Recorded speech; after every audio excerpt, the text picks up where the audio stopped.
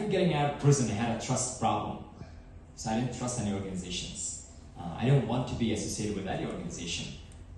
And I met that guy, and he wanted me to be a part of this organization. And I needed to take some time to realize that this organization, the Syrian Emergency Task Force, is the most trustworthy thing I met in my entire life. Because it's created by young people like Moaz, like Celeste, Natalie, or Abby, and Nikki, and everybody, I forgot their name, gonna blame me later.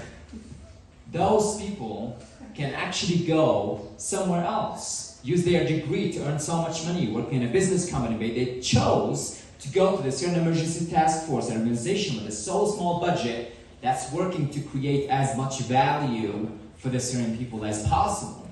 And I've seen that over a few months when I just visited the US, and I've seen a leader that's actually, he's working day and night just to help the Syrian people while he grew up in America.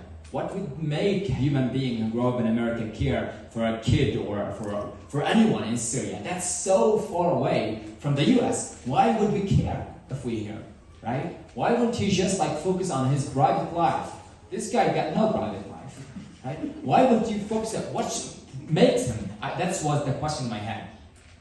What makes Natalie choose to be with the task force so many years instead of doing something else and earn some money to have a better life?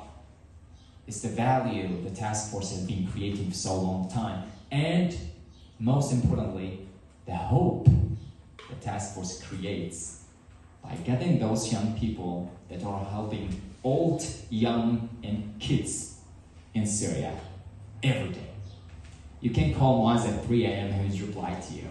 You can send him an email, he would reply to you at any time about Syria. He's the expert.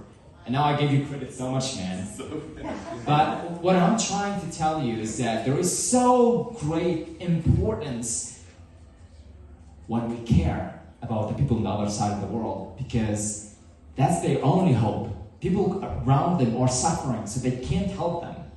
Their neighboring countries are suffering, they can't help them. So the energy to survive, the willingness to survive on a daily basis is in our hands. Though we, the privileged people who live in the West right now, we're the ones who can actually give them some hope, because we have the power, we have the privilege, and we have the time to do that, right? And that's what I saw the task force was doing every day. And it's like when I met the task force, it was just three people, and now we're growing up because a lot of young people, when I come from Harvard, from Princeton, from Georgetown, from all Columbia, and join us because we are a family. It's really a family. We do all of that together, and we love each other, and it's so much fun. Look, it's me and Moaz coming to ask them to speak, and we have 5 more people following us just because they love this and they want to meet us, they want to be with us.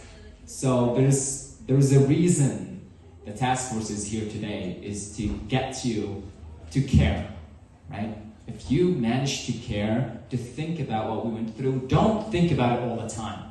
That will be very tiresome for your head. Just think about it once a week. What's going on in Syria? Let me update myself. Read the news. How can I help? And guess what? How can I help is the most simple question. And if you don't know how to help, that means you're not actually ready to help, or not willing to help, I would say. Because if you want to help, you can just write on Google, how can I help Syrian people? And you will get at least 1,000 answers. I'll stop here and I'll move back to you, Sandrine. So